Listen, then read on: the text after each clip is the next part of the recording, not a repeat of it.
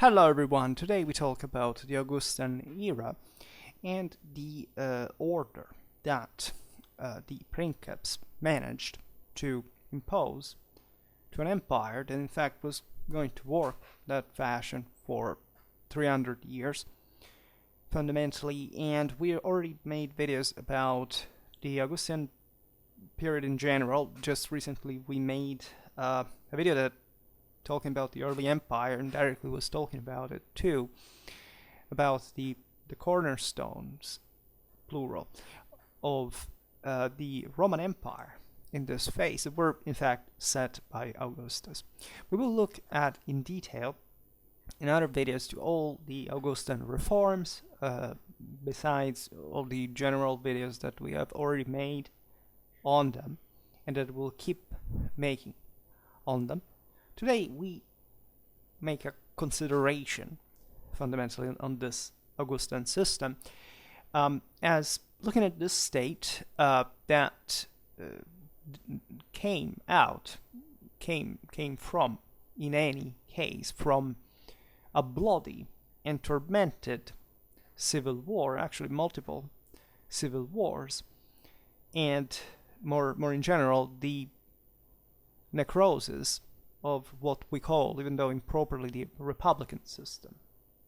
So this oligarchy rather than the Augustan monarchy. A construction funded on privilege. And privilege literally meant, in the etymological sense, properly the choice of the first, of the best. That was embodied by Augustus himself in both the divine and earthly way. Augustus was the princeps of Rome, and his genius was the one of the res publica populi Romani, and he had acquired this because in virtue of his imperium, that is to say, properly of the election that the gods and God fundamentally as Jupiter had made of him the world leader properly. And in the same way, Augustus, as a medium of the deity, by the way, ob res a me aut per legatos meos auspicis meis, terra marique prospere gestas, etc. This is the res gestae of the fact divus Augustus. He would essentially elect to the empire, literally, an establishment, a ruling class that in this sense was privileged, was chosen before the others. This is literally it means. So this is interesting also semantically for the indecent meaning that privilege has acquired today, without any regard, of course, for etymology or culture or tradition or education or history or anything, as kind of a negative thing. Privilege is actually a very positive thing, and people who have it should be proud of that, especially when they know how to handle it, because otherwise they're not privileged by they will not benefit from it in the same way, right? A privilege that was earned. And Roman civilization is possibly the most politically and socially meaningful in this regard through the munus, right, and the duty that accompanies the reward, right? So the Augustan establishment was essentially of senatorial and of equestrian type. That's why I was talking about that video we made some days ago, was talking exactly about this. Senatores, Equitas, Cives Romani, and Municipia. This is the title of the video, by the way. A senatorial class that, as you know, from the civil wars had been rejuvenated, to not say properly epurated. Think about Octavian and Antony's proscriptions. Even of, people that had actually not opposed them, but it would be rich enough to be, interesting to take out, to seize their goods. During a time of the res publica when definitely, the rise of these figures was somewhat conflictual with the interests of some of these gentes in the first place, and so the thing is more complex than just a robbery, right? But this aspect is important because naturally this provided with the victory of Octavian and the pacification of the empire provided with the monarch at this point with the opportunity of fixing part of the mechanism that had brought to the same civil war. And so the privilege of just some specific noble houses that as warlords had taken over the res publica essentially as a personal possession with their military retinues, their legions, etc., and that had brought to the war. So naturally the senatorial class had to be now more even, let's say, more homogeneous. Also the Equitas, the Roman knights that were particularly close and dear class to the emperor, who had, Octavian had also equestrian ancestors. And the Equitas are deeply important for a number of reasons that are ideological and practical alike, right? The Roman culture was soaked, contrarily as it was commonly thought, to knightly ideas, right? Chivalric ideas, mounted combat as the embodiment of properly of the Imperium itself, right? This is basically in all Western populations in Europe that were largely fighting with infantry, basically everywhere, but that didn't mean anything in terms of what they actually thought about the Equitas. That in fact, as we have said many times, in the Roman institutional system, were actually provided with some extra privileges compared to the other soldiers, because essentially the state had to pay for some of their horses, which is in fact not different from which other kind of feudal communal hybrids in history, like the same Italian communes later on, would work exactly the same way, which is a bit, a reversal. It is actually the reversal of the concept of citizen soldier that just fights with his own possession. No, to the Equitas there was some sacred nature attached, like in the later medieval knight, for which they embodied properly the Imperium in a superior way to the masses, and as such were properly more important. Augustus represented the tournament, the horses parades, right? And you know that also in the imperial ceremonies, including the Cursia, given that we're talking about that today as well, had a crucial role on the funerary pyre of the emperor. The Equitas would throw their own decorations that they could possibly earn exclusively because of the Imperium detained by their commander, and galloping around this frenetically, reminding of the ancient Indo-European shamanic trance of the steppes right around the pyre, and restoring to the sky, given that the soul of the emperor would rise to heavens as a god, right, together with the Imperium that was present in those trophies. And on the other hand, more concretely, the Equitas had worked in the Roman world as a sort of entrepreneurial middle class, among the other things, that also in fact supplied for their own higher status as mounted troops and so on. A sort of business sense. Most of the provincial Roman, say the Roman exploitation of the provinces was subcontracted to the Equitas, belonging to this or that Roman against clientele, right? And a middle class, as we have seen, is an important balance for an oligarchy, right? These we're talking about middle class. Of course, there was the plebs, broadly speaking, in a more mob kind of way, and of course, a Roman society had never been democratic, fortunately so, I would say, for Western civilization.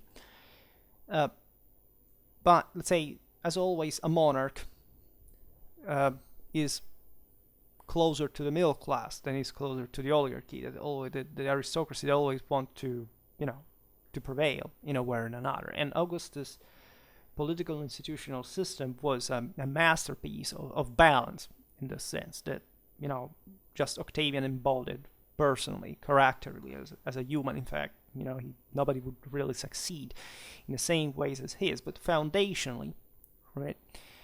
Eventually, the empire would become ever more monarchic, and also emptying this kind of establishment that had given a consistency to the same empire. So, to draw a completely random comparison, as the state of Frederick of Prussia was in the military officiality and the social order, the Junker state, so the Augustan state was in the military officiality and in the social structure, this state of the two privileged orders, the senatorial and the equestrian one. And let's stress here again the religious military nature of both, right? Because the senators were the patres, and so they were properly the heads of the ancient Roman feudal gentes that were properly chieftains and warriors, and say properly leaders, and that were meant to rule over the fourth estate, over the mob, the masses. So it's definitely still an aristocratic state, and generally speaking, it's also probably not useful to insist too much on the, say, on the differences between senators and knights, at least in terms of aim, right? The social promotion, as we will see now, would blend them in some cases, but in general aimed at the same top, right? Everybody, at the end of the day, wanted to become a senator, hopefully, right? Even the barbarian recruited in the Roman auxilia had that in mind for his descendants. And it was possible, by the way, it would be possible in many ways, to be, to become something, even just starting from some ancestors that were slaves. And so it's a case also of some Roman emperors, as far as we understand, in some cases, at least that's when the main oligarchy kind of ceased to be at the center, kind of more the military ones took over. But the origins could be quite mixed. And the aforementioned comparison is concrete, because the Roman Principate is, for a remarkable part, the consecration of privilege. That is to say, this establishment is sacred per se, and has a task to perform, a duty to keep the system up. And the moral force required to do this is enormous. The civil wars had surely intertwined different motives. As you know, there was a difference between the more popular side, the more kind of senatorial side. And so when we look at the gens Julia in general, of Caesar, the Saint Octavian, we're looking at a more pro-popular side. But don't let yourself be fooled. Like, it's not that these were less noble individuals, or that they cared about the people more than, I don't know, a more nobiliar faction. They were just using a different instrument. And definitely the masses of the dispossessed were an important force. Had always been in Rome. Just think about the Marian reform that had just basically formalized, but functionally, a situation that de facto had already come to be, that it was really the state, and read in fact the Roman noble families, that were to arm these proletarians that would serve for their masters in hope of reward and social promotion. And that's what the civil wars had been fought like, right? Pompey's legionnaires were by no way less proletarian than Caesar's ones, but there were in fact more vertical divisions there, different provinces were possessed prior to different areas, different fields. The new privileged in Augustan times were, however, men responsible in front of the monarch, and in great part there were men interested, as we've seen, in this kind of entrepreneurial side, say, especially monetary economy, in a middle-class fashion, right? That they opposed to the more parasitic senatorial luxus that instead was more conservative about just the latifundia remaining there, say, quantity over quality concentrated in the hands of fewer. And this, generally speaking, the fact that the Iuli won the civil war brought to a vision also of how the empire had to expand, how citizenship had to be granted to extend properly the base of Roman power that was, in fact, against that general order. Naturally, Augustus was much more of a kind of a nobiliar-minded individual, but say great emperors of the Julio-Claudian end, but still very balanced in that regard, so surely very extremely intelligent and sensitive to that problem as well. But the Julio-Claudian emperors were actually all great emperors, contrarily to what they passed down to history because of the, senatorial, in fact, distortion of the Flavian historiography. And they were such because they expanded Rome on the base exactly of this middle class, as opposed most of the senators that were quite pissed off by that, and including in terms of wars of conquest and citizenship expansion and monetary reforms. The one of Nero was to work effectively up to the one of Diocletian. Up to the time of Constantine. And so, speaking of the equestrian order, there were two ways which you could access the order proper, because you had to be admitted in it. So, because even when you were born out of a equestrian family, you didn't become an equus by right. You always needed, in any case, the probatio of the princeps. The term probatio is quite interesting because we would translate it simply as approval, but Latin terms are kind of much deeper semantically, because it's not much just the approval. Even in the modern term approval, you see there is proof contained within it. So it's the approval, passing a test, passing back some qualification that you have to show, because again, the Equitas owned some degree of sacredness just in the order, so you couldn't be literally anybody.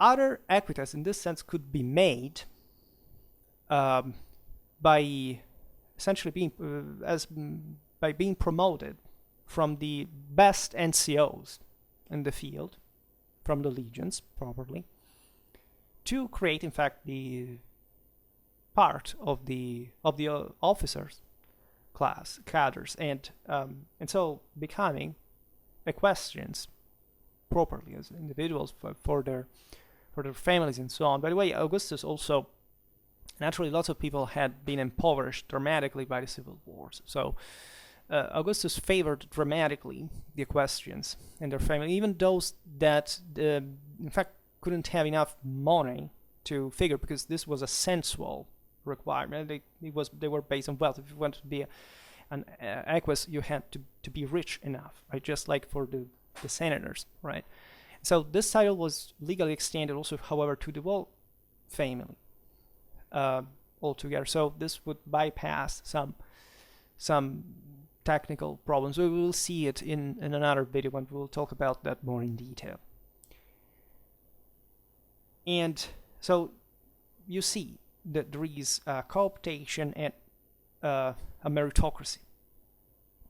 Speaking instead of the senatorial order, we have to stress the importance of the adlectio inter quaestorios, praetorios, consulares. So also here the prince's faculty to co-opt into the among the quaestors, the praetors, and the consuls, right, individuals at his own choice, bringing in usually, in fact, the more active elements of the equestrian order was practically done. So this was definitely a way to rejuvenate always, let's say, that system, right, and could oppose Augustus, by even Octavian at the end of the civil war, the last civil war, and especially, however, there was a movement from the provincial middle classes that were concentrated, let's say, around the cult, in fact, of the Dea Roma and of Augustus, providing to the empire a continuous source of replenishment of the equestrian order as well. As, of course, Rome at this point was securing its provinces that were colonized by Roman citizens from Italy, but also married into the local population, were other individuals properly gaining Roman citizenship in this process. So that was all a space, especially in the imperial provinces, where also the military activities were greater, and so this process of selection was more readily evident in a also perilous way for Augustus, for the later emperors to draw from, right? And that's why these were the people that the traditional senators didn't really like, because they came from backgrounds that were definitely not their own, nor socially nor nationally, right? And that would strengthen, instead, dramatically, the Roman control on the provinces, and consequently also the enlargement of Roman imperial power over Europe and the Mediterranean.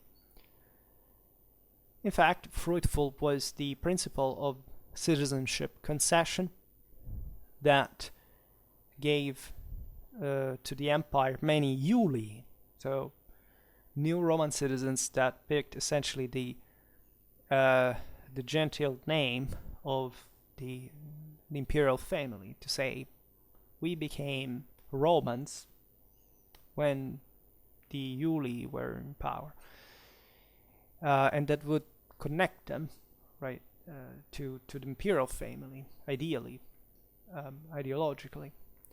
On the wake, however, still of an ancient republican tradition that 2 centuries before had appeared so remarkable to the Macedonian monarch Philip V.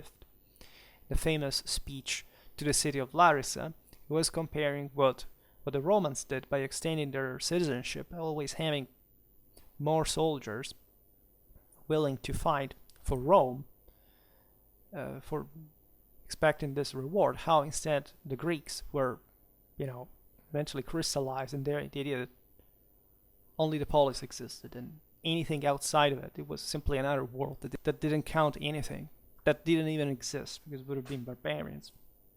Guess what happened to Greece? Exactly in that context of the Macedonian wars against Rome. And an intelligent Hellenistic ruler like Philip of Macedon understood this, of course, well, instead. And in fact, as to the old Macedonian king, the manumission of slaves, for example, had in the Roman juridical system had appeared another characteristic of the republican state. In Augustan times, there is the renewed importance of the liberti. So those slaves were liberated and maintained some important connection, though by law, still with their former owners. So that they were free technically, but they still owed some respect and deference to whom had freed them, and this meant remaining fundamentally in their clientele, because otherwise, who was a slave, to negotiate that condition otherwise. And this aspect underlined the large possibilities of social renewal inherent the Augustan state, and this is evident from the liberty of the imperial household that become a sort of nucleus of central bureaucracy for the monarchy, such as the Equitas are, for example, through the procurorships, the administrative financiary cornerstone of the provinces, right? Distance to the liberty that in the various municipia, so the various Roman cities across the empire, make up the most unprejudiced and, okay, say, entrepreneurial middle class. So and how the the bourgeoisie of the liberty and their preference will provide to the municipia the ruling class of the imperial cult, we could say, because they were devoted, as we've seen, to their own freers, proper, they're liberators, in fact. So the civil war had quadruplicated the number of the cives in the Roman state.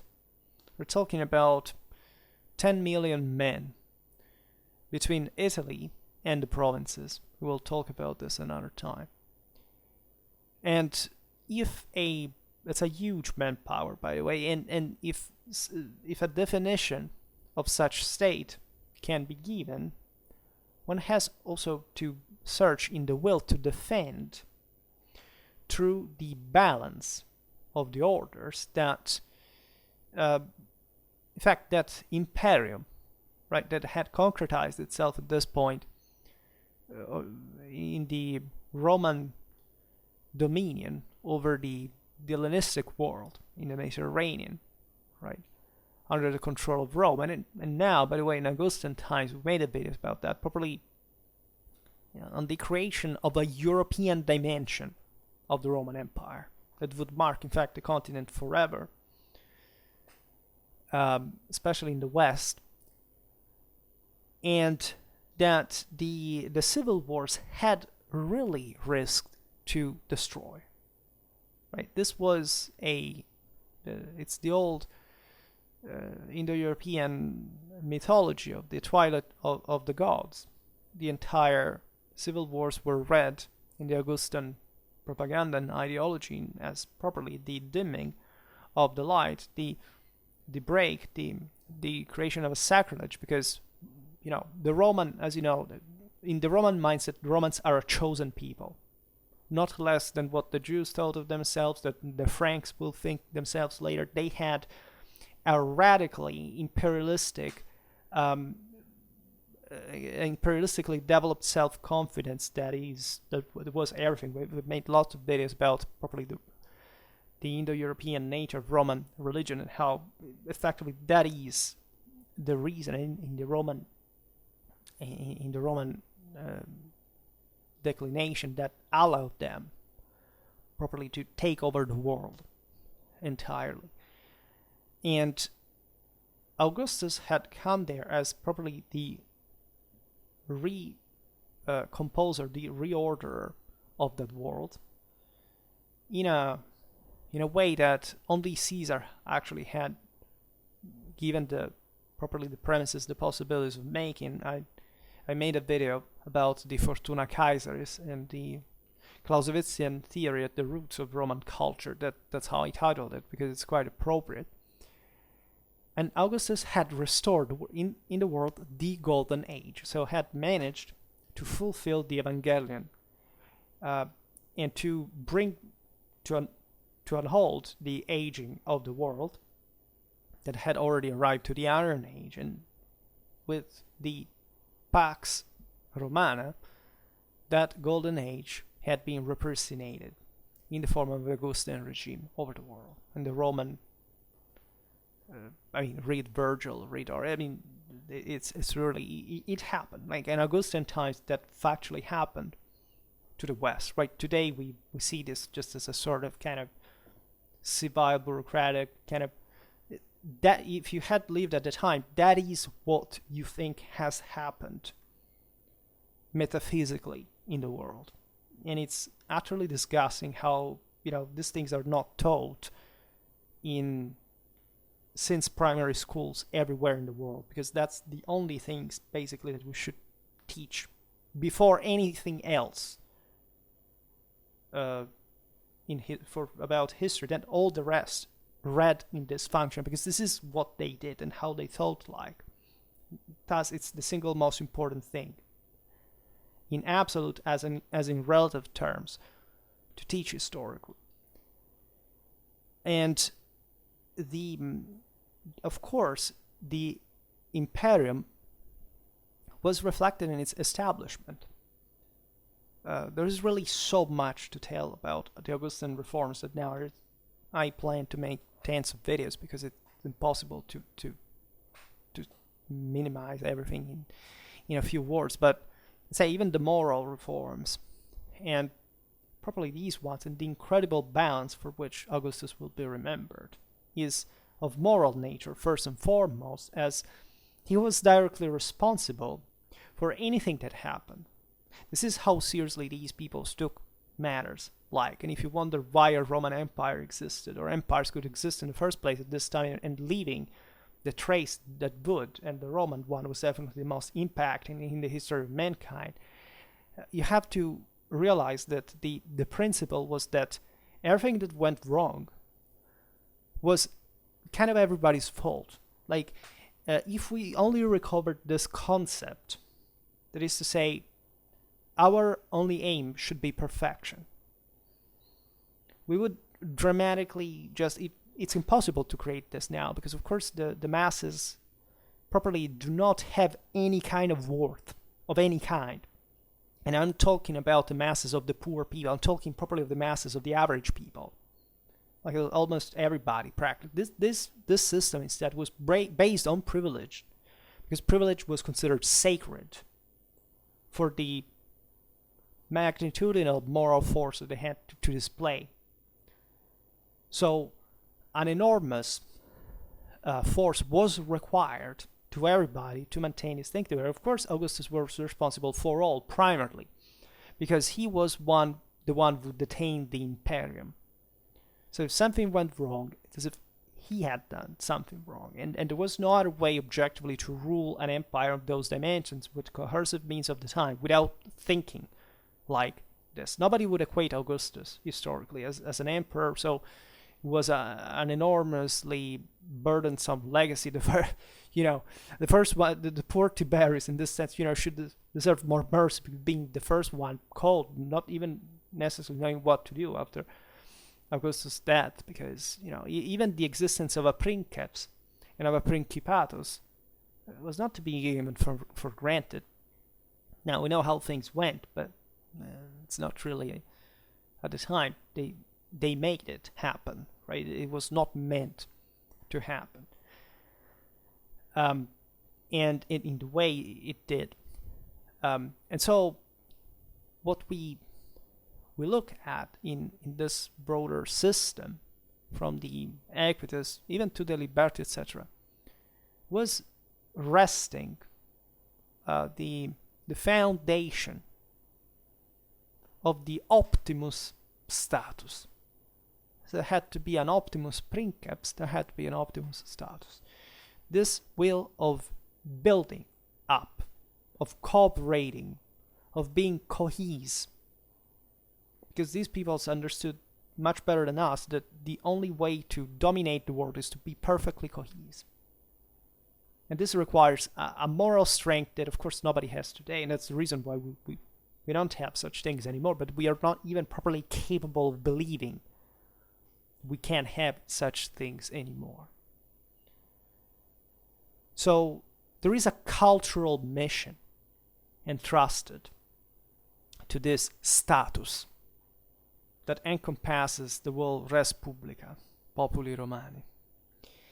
And this is configured, let's say, sometimes as a mission of Kibilitas, that is revolving in part around city life, but properly, as we have seen in that video some days ago, the Municipia were the cornerstone of Roman dominion. This will remain for all the existence of the empire and beyond, by the way, especially in the most advanced areas in Europe.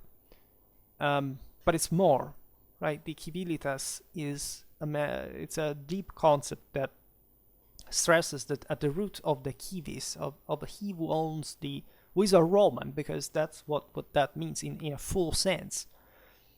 There is a responsibility deriving from the entrusting of a part of the, if not all of the Imperium, in a way, because yes, this is a hierarchical system, but everybody is given what is due to them, right? This is not there is no such thing as democracy as we think, because aside from the term democracy in ancient times, but in Rome properly, there was not an idea of equality. The idea of equality is sinisterly wrong on any civilizational grounds.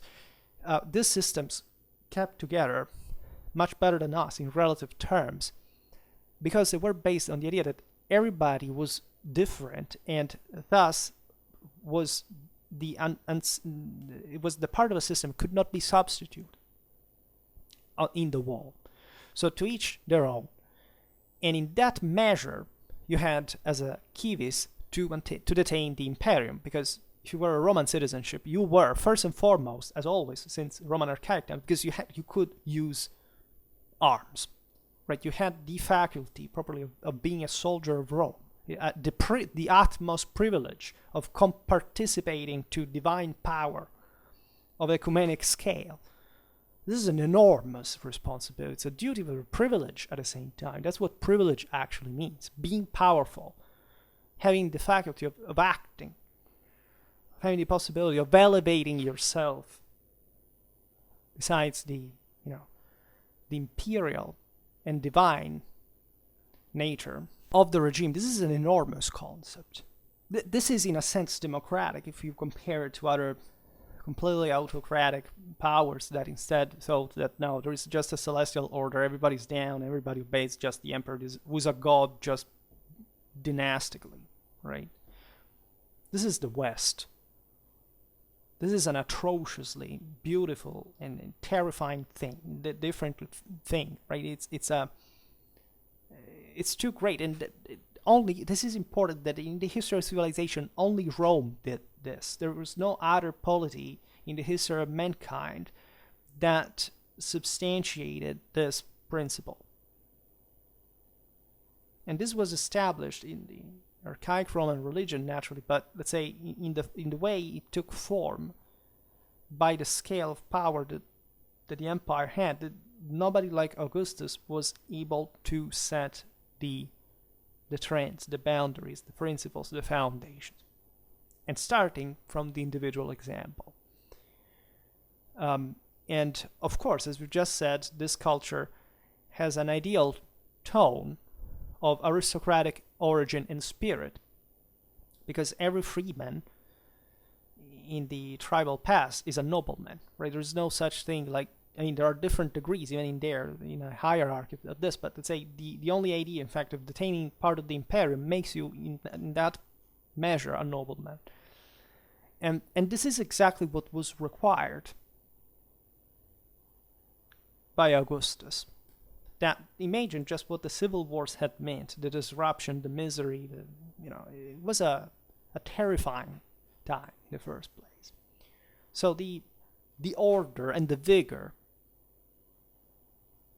of the rhetorical Urbanitas, for example.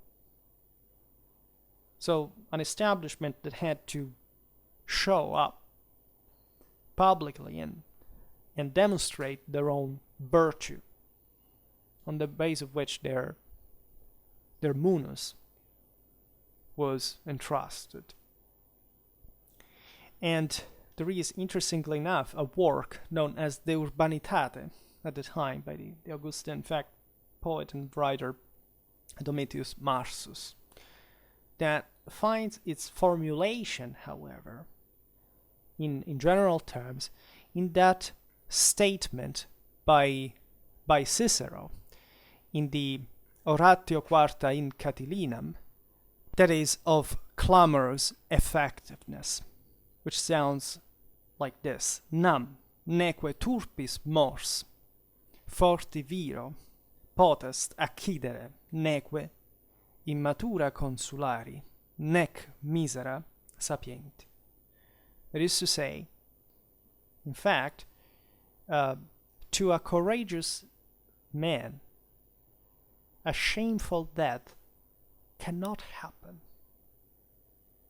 nor a premature one for a former consul, nor an unfortunate one for a wise man.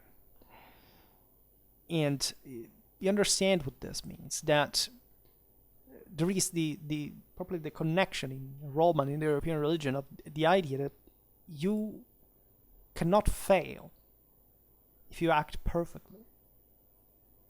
These people believed that divine transfiguration was possible if your actions were all perfect. So the ideal, at least, was that one. So how can a strong man, a brave man, suffer a shameful death? It's impossible, because his actions will not make one. His behavior will reflect that. It's impossible to have one like that. There can't be, a consul who has detained the Imperium and fulfilled his duty in that regard. We can't claim, I died too early. I didn't accomplish what an Imperium detainer must in front of divine perfection. Nor a wise man can have a fortunate that, because a wise man will never put himself in the condition of doing something, in fact, disgraceful, unfortunate. He will always make the best choice, and nobody will be able to do anything in that sense, because on that base, at least, because it's his same divine status will have prevented that, because that was the ultimate. It's like the Visots in the Germanic world. Like the ultimate ruler is a wise man, right? So this was, of course, the imperial model, and it's kind of bitterly ironic, considering why Cicero, or Cicero, I'd say better, died, because paradoxically, that made of him the most classic of the later Augustans. He embodied that model, right? And it's unfortunate that Virgil ignored him, because at that point he had been taken out actually by the same Augustus, the same Octavian at the time, the same Anthony, during the proscriptions, and he had definitely been the most illustrious victim of that political upheaval that took place in Rome. Cicero had known how to die, and this was of immense importance in the Roman world and beyond, because what's that? Like, if you don't believe, like if you believe firmly, if you have a fides, if you have a virtus, and this is in fact the list now of attributions that were owed to Augustus, how can that scare you? There is no such thing. There is eternal life. This is what at the root of all these religions existed. So that should not be scary. And Cicero died with full courage in that sense. Had shown what a true Roman dies like. And in fact, also to Augustus, that was not heavy, nor immature, nor miserable. the consular on the golden shield of which the Roman Curia had indicated his 4 qualities, that is, virtus, of course. So literally the faculty of being able to own the empire, for having tamed the darkest side of himself in the moments of maximum peril. I mean, Octavian entered disarmed in the encampment of Lepidus' legions and was able to win them over just as Caesar's hair of his side. Right? This is a person with massive attributes. Right? It's not just but Agrippa did everything for him. This was a person. Augustus was a person of unspeakable courage. Clementia. Right. So, an adequate quality for a ruler who understands also through justitia, because that's the point. What is the attitude, the behavior, also towards forgiveness, the idea of redemption, etc.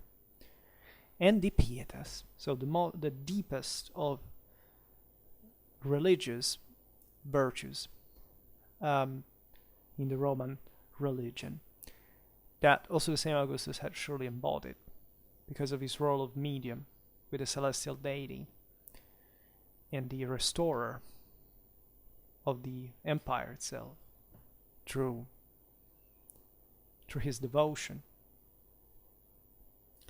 And surely Augustus also had enough of fortitudo, we could say, in sapientia, not to have nor heavy nor immature nor miserable his death. And the last day of his life, that is August the 19th of 14 AD, famously enough, he had his mirror, he had his hair combed, and he asked his friends, have I represented well this meme of my life? And just consider even how we use the term meme today. And what,